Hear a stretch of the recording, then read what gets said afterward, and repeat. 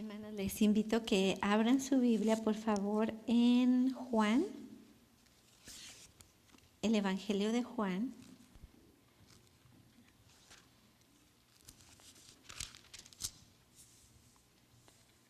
En el capítulo número 12. Ya habíamos leído este pasaje, pero lo leímos en Marcos. Ahora lo vamos a leer en el Evangelio de Juan. En Marcos nos dirigió el hermano Rubén y lo vamos a leer ahora en Juan.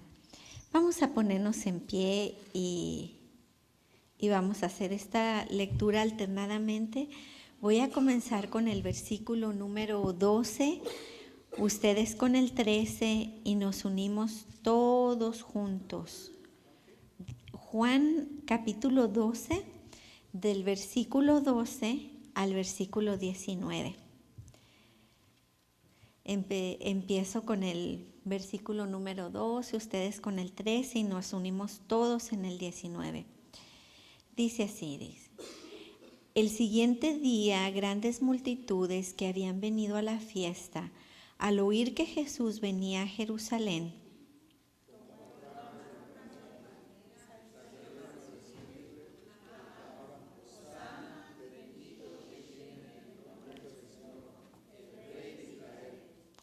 y halló Jesús un asnillo y montó sobre de él, como está escrito.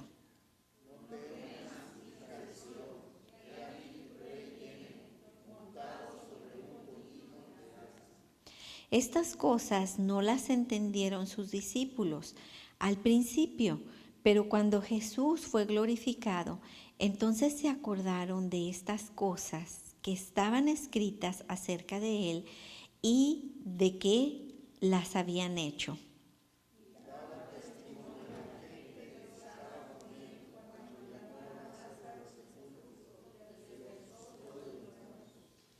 Por lo cual también había venido la gente a recibirle, porque había oído que había hecho esta gran señal. Todos juntos. Pero los fariseos dijeron entre sí, ya veis que no conseguís nada, mirad, el mundo se ve tras de él. Padre, te pedimos que bendigas tu palabra. Y hermanos, esta es la palabra de Dios para el pueblo de Dios. Pueden sentarse. Hoy en este día, en toda la iglesia cristiana alrededor del mundo, estamos recordando, hermanos, el evento de cuando Jesús entró a Jerusalén. Y también en este día, hermanos, marca el comienzo de la Semana Santa y del próximo domingo, el día de resurrección. Vemos este pasaje y vemos a Jesús, hermanos, que hace todos los preparativos, o sea, instruye a los discípulos y los discípulos preparan todo para, fíjense bien, todos los eventos que vienen. Y aquí específicamente vemos a Jesús que entra a Jerusalén. Y vemos la respuesta de la gente, la respuesta de los niños. Dice que toda la gente, hermanos, tendía, ¿verdad?, mantos a la entrada de Jerusalén de Jesús.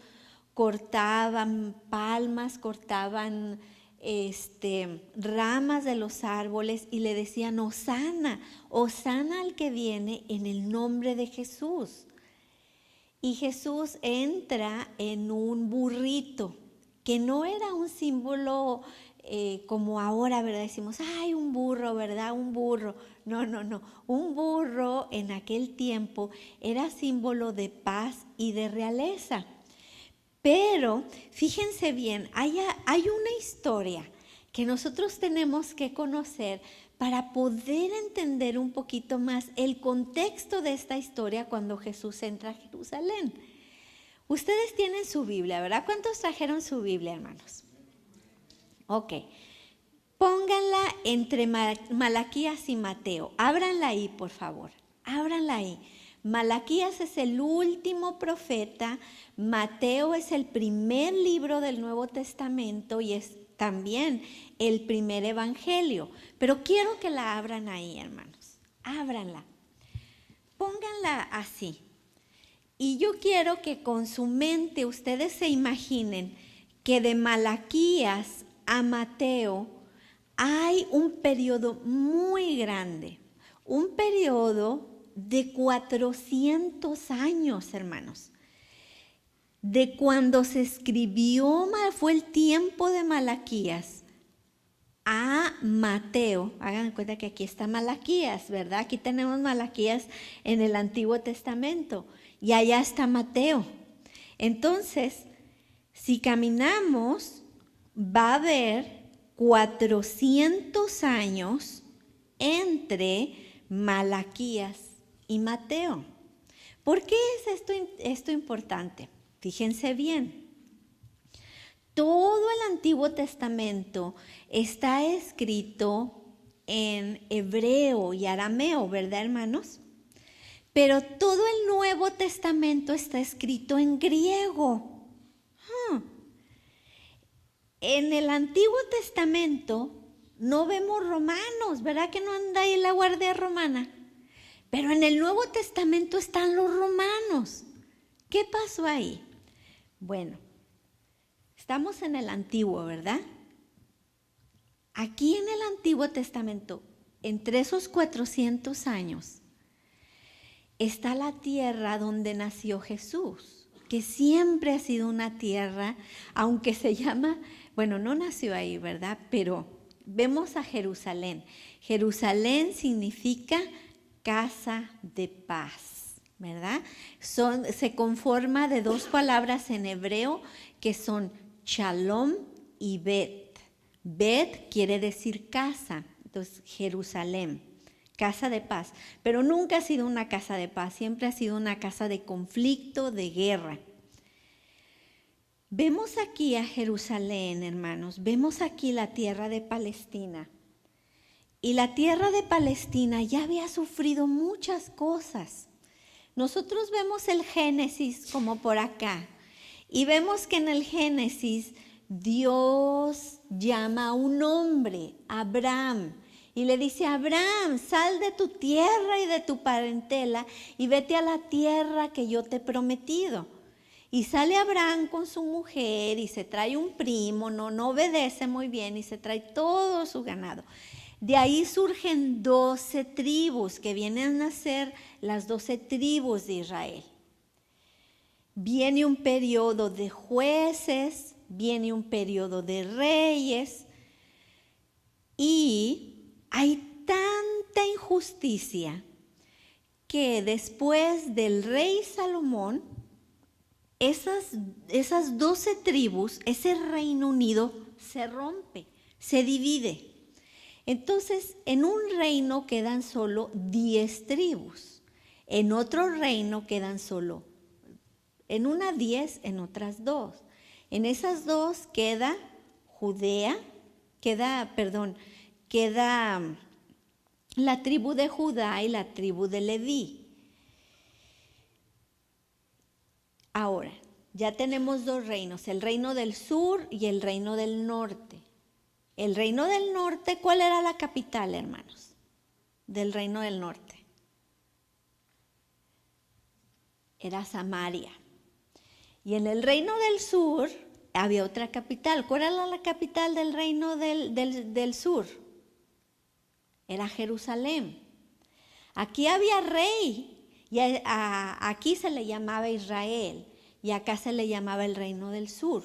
¿Ok? No tenemos un reino unido, tenemos un reino dividido.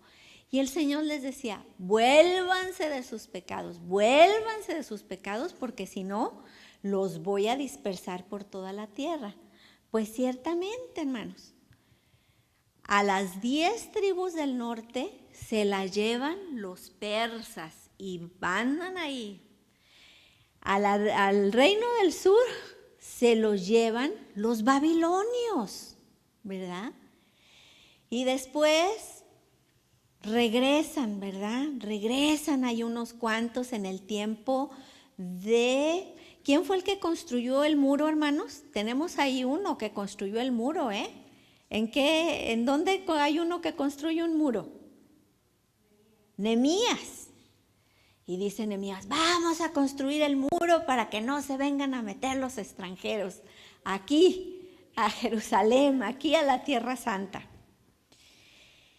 Tenemos ahí, hermanos, en toda esta historia, pero miren, usted puede decir, ay, está bien aburrido, pastora, yo quiero saber, de los milagros, de los resucitados, de todo eso. Hermanos, si usted no conoce la historia, estamos condenados a repetir los mismos errores, pero aparte no saboreamos, hermanos, porque la palabra de Dios es viva y eficaz y está incrustada en la historia del hombre. Usted sabe que los egipcios existieron, que los persas existieron, que existieron los babilonios, porque es algo que estudiamos en la escuela, ¿verdad? Bueno. Tenemos que ya estuvo, hermanos, el gobierno, estuvieron los egipcios, la potencia egipcia, los medos, los persas, los babilonios. Pero luego de la cultura babilonia hubo otra civilización, otra cultura que se levantó. ¿Cuál fue, hermanos? Los griegos, ¿verdad? Los griegos. ¿Y cuál fue, hermanos, el que hasta ahorita recordamos su nombre, su máximo general? Alejandro Magno. Pues, ¿qué creen? Pues que llegan macedonios, que llegan los griegos a Palestina. ¿Y qué traen los griegos con él, hermanos? Con ellos. Su cultura. ¿Qué traemos nosotros aquí a Estados Unidos, hermanos? Como latinos. El chile. Miren, traemos el idioma, nuestra manera de comer, nuestras costumbres. La inmigración es un proceso de la historia. Jesucristo fue un inmigrante.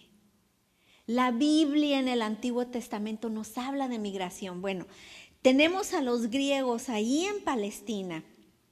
Y los griegos traen su cultura, traen su idioma, el griego, traen sus dioses, traen sus comidas, traen su cultura en todos los aspectos, hermanos. Una de las cosas que los griegos hicieron, hermanos, pues ellos trajeron, hermanos, los baños públicos, los gimnasios. Ellos trajeron también, hermanos, la lengua, ¿verdad? El griego. Ahí a Palestina. Entonces les hace así el clic. ¿Por qué ahora vemos el Nuevo Testamento en griego? Porque 400 años antes estuvieron aquí. Bueno, cuando llega uno de los generales que se llamaba Antíoco Epífanes, era un hombre bien malo, así como el nombre tan feo que tenía, ¿verdad? Bueno, y él se puso Epífanes, porque Epífanes viene de epifanía, que es un vocablo latino que significa el resplandor de la luz. Bueno, entonces él llega a Palestina y entra al templo, hermanos, entra ahí al lugar santísimo. Y ahí en el lugar santísimo, donde solamente una vez al año entraba el sacerdote, él llega y ahí sacrifica un cerdo, que era una abominación para la cultura de los judíos. O sea, llega, hermanos, a transgredir, a blasfemar la cultura, la religión y el templo de los judíos. Y sacrifica este cerdo ahí.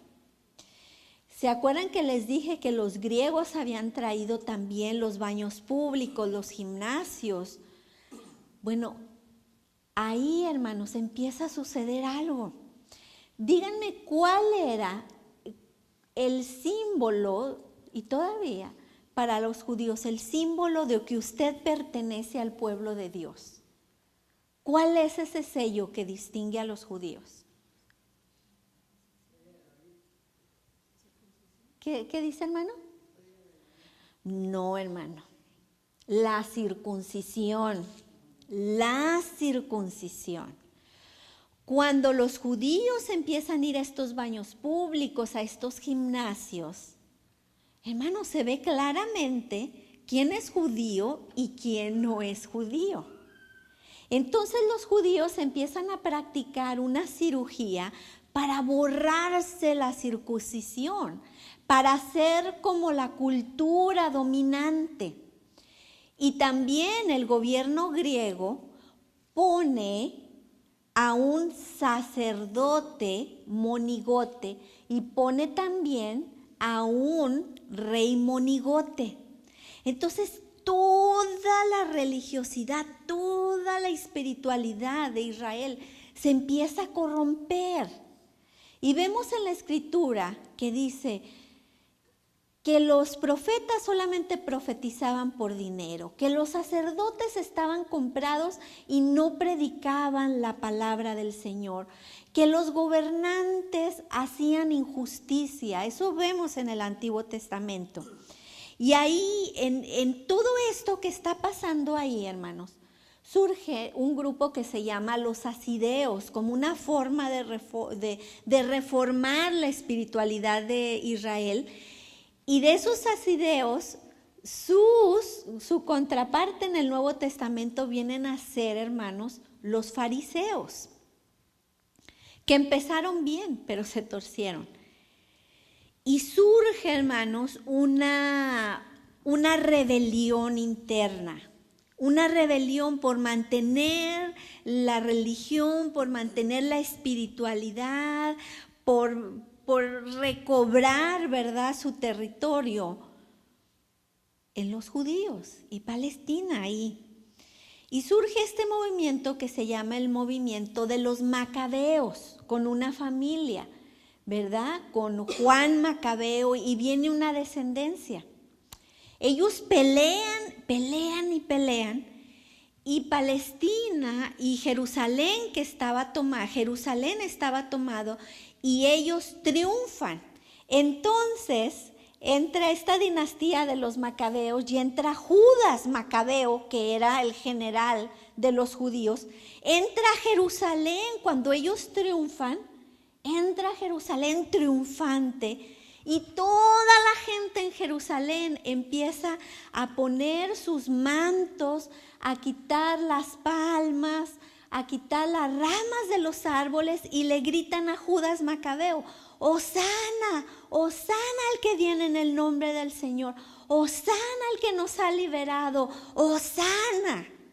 A Judas Macabeo 400 años antes de que Jesús entrara en Jerusalén.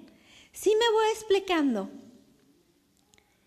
Entonces, cuando Jesús entra a Jerusalén, entra en un pollino, la mente de la gente está pensando en Judas Macabeos.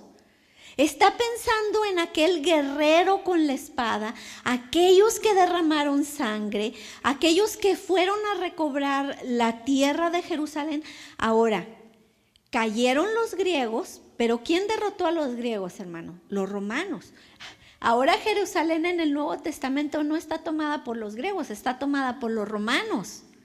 Entonces entra Jesús a Jerusalén y toda la gente exactamente diciendo las mismas palabras que 400 años habían cantado para Judas Macabeo, pensando que Jesús era un rey guerrero, era un rey con la espada, era un rey de sangre, era un rey que los iba a venir a liberar de los romanos, que los iba a venir a librar del dominio romano, y esa era la imagen que tenían en Jesús.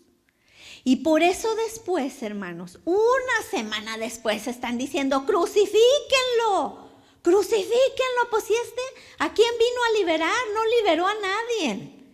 ¿Sí entendemos, hermanos? Pero ¿saben qué? Nosotros muchas veces también tenemos esos conceptos y creemos que Jesús está para venir a hacer cosas que nosotros queremos. Pero Jesús es un Mesías diferente. Jesús es un Mesías sirviente y siervo que supo decir: da a César lo que es del César y a Dios lo que es de Dios. Y que dijo, mi gobierno no es de este mundo. Y que dijo, bienaventurados los que lloran, porque ellos serán consolados. Bienaventurados los que sufren por causa de la justicia. Bienaventurados los pacificadores, porque ellos serán hijos de Dios. Bienaventurados los que lloran, los que sufren, los pobres, los oprimidos. Y vino a cambiar el concepto, dicen los filósofos, el concepto epistemológico de toda la historia del hombre. O sea, vino a cambiar lo que nosotros pensamos que lo que es bueno y de lo que es malo. O sea, para nosotros lo bueno como hombres es el prestigio, el poder, el dominio. Pero Jesús vino a enseñarnos el verdadero significado de la ley y el verdadero significado del evangelio, que no es una falsa religiosidad de domingo, sino que Él dijo, ¿quieres saber cómo llegar al cielo? Ama a Dios con todo tu corazón, con toda tu mente, y a tu prójimo como a ti mismo.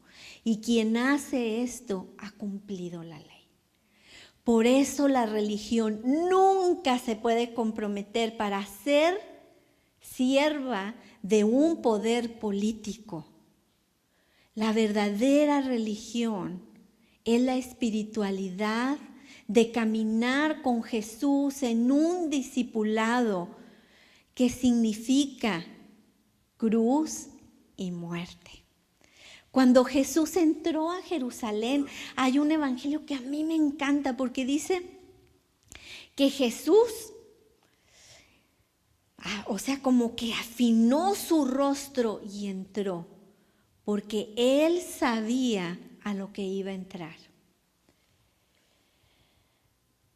Él sabía a lo que había. Jesús cambió la historia. Pero hay hombres y mujeres todavía en este mundo que pueden cambiar el mundo. Jesús cambió la historia cuando entró a Jerusalén. Pero hoy, hermano y hermana y jóvenes, ustedes pueden también cambiar el mundo. Y oí una reflexión que me gusta mucho de un comandante que entrenan a los SEALs para ser Marines. Y déjeme decirle algunos pensamientos que él compartió. Dice, si tú quieres cambiar el mundo, empieza por cosas pequeñas. Y la primera cosa pequeña que tienes que hacer para cambiar el mundo es tender tu cama en la mañana. Es tender tu cama en la mañana.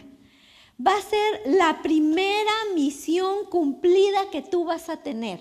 Y si afuera todo te falla y tienes un mal día, al menos vas a llegar a tu casa y tu cama va a estar tendida y vas a poder descansar. Y eso te va a dar un sentimiento de que tú empezaste una tarea. Pero también debemos de aprender que las cosas pequeñas importan. Porque solamente haciendo esas pequeñas cosas diariamente es como vamos a empezar a hacer las cosas grandes que producen grandes logros y producen grandes personas. Uno de los primeros desafíos que tienen los SEALs para llegar a ser Marines es enfrentarse a lo que ellos llaman el desafío de la noche oscura. Y ese desafío nocturno se lleva a cabo en San Clemente, California, que es una agua llena de tiburones. Y la noche anterior se les dice a cada uno de los que van a ir a este entrenamiento y a este desafío de la noche nocturna, cuántas clases de tiburones hay en esas aguas. Pero también les recuerdan que hasta la fecha ningún tiburón se ha comido a ningún soldado. Esa noche ellos duermen pensando en todas esas clases de tiburones que van a enfrentar. Y les enseñan, si los tiburones vienen y te van a empezar a rodear, no te muevas, no huyas, no dejes que el pánico llene tu mente y tu corazón. Permanece ahí asentado. Y si el tiburón se acerca a ti, entonces vas a sacar fuerza y le vas a dar un gran puñetazo en la boca. Y ese tiburón va a huir. Ese es el desafío nocturno. Y les enseñan, en esta vida siempre va a haber depredadores, siempre va a haber bullies, siempre va a haber enemigos, siempre va a haber peligros, siempre va a haber esos tiburones acechándote.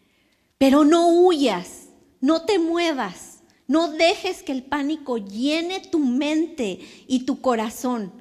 Párate firme y saca las fuerzas y enfrenta a los tiburones que te están atemorizando.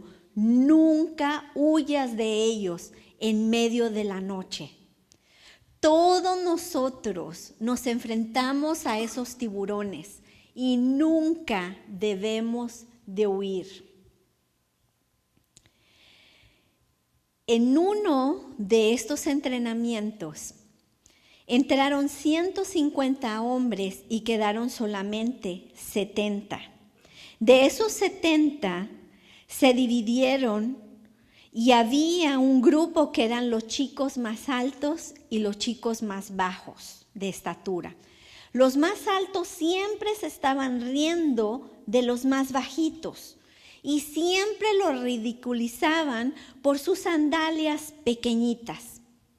Pero estos, que eran los más bajitos, ganaron las pruebas para correr, para nadar, para rescatar. Ganaron cada una de las pruebas.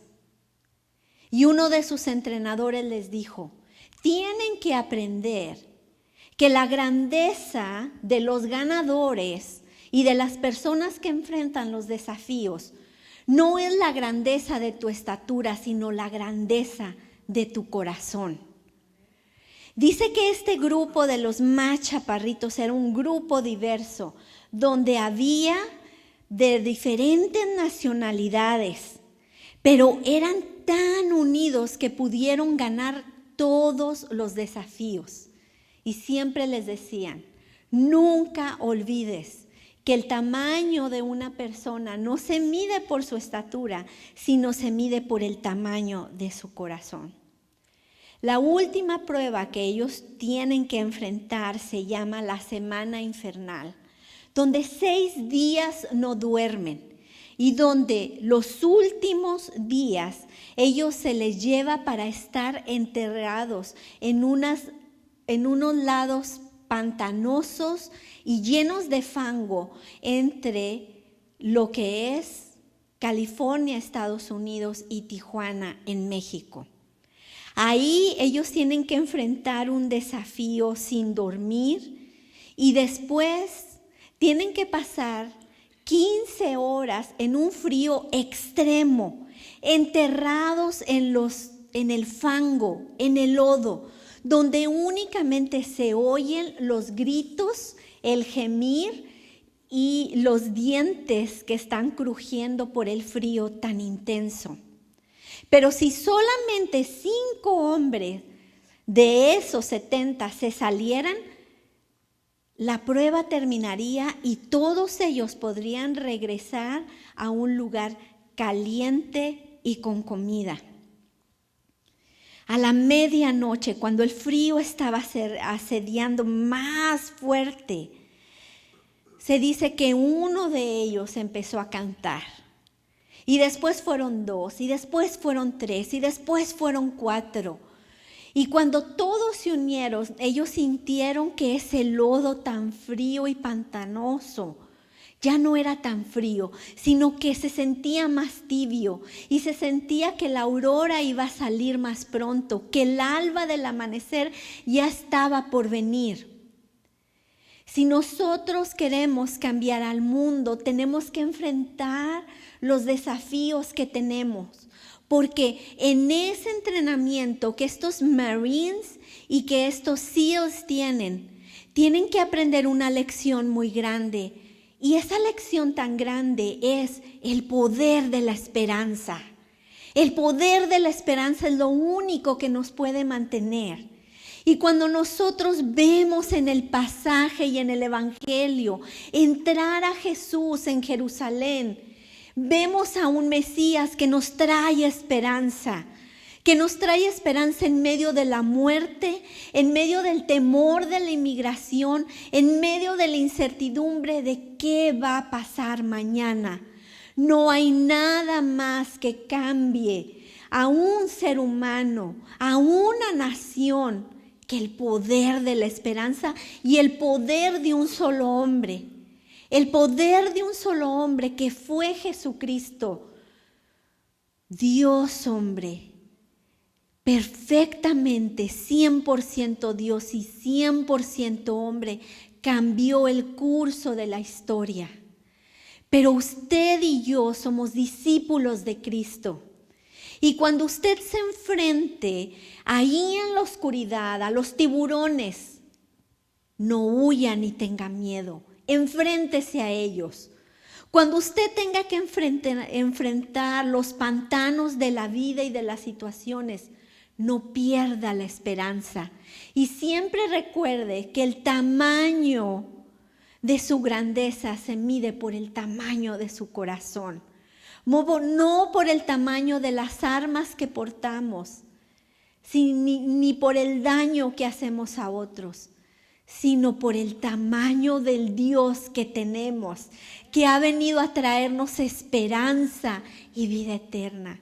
Ese es el Dios que celebramos en este día con palmas levantadas y decimos, sí Jesús, entra a nuestra Jerusalén, entra a nuestras vidas, entra a nuestros hogares. Que en este día, hermanos, podamos proclamar Hosana aquí y fuera de la iglesia. Y recuerde que el poder de la esperanza que Jesús nos trajo, nadie nos lo puede robar. Vamos a orar.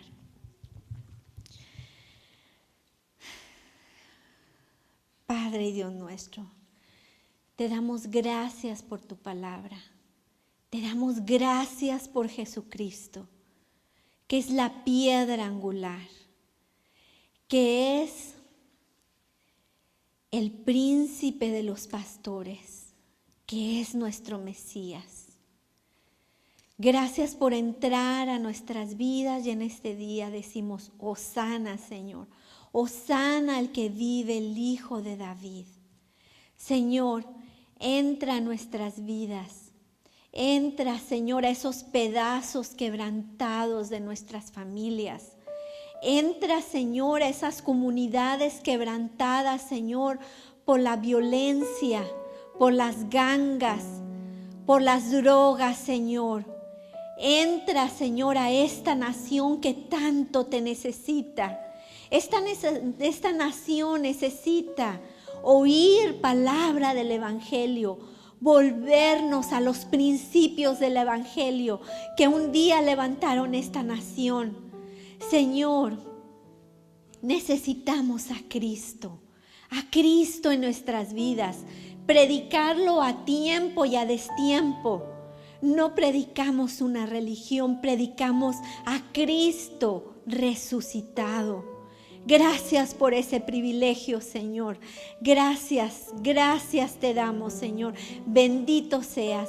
Y yo te pido, Señor, que tú bendigas a esta parte de tu pueblo, Señor, y que tu Espíritu Santo sea derramado sobre de ellos, para que hablen de Cristo, para que proclamen a Cristo, Señor, y que esas señales, Señor, que siguen a tu palabra los acompañen, que oren por los enfermos y estos sanen, que el reino de las tinieblas tiemble, Señor, ante hombres y mujeres comprometidos, Señor, contigo.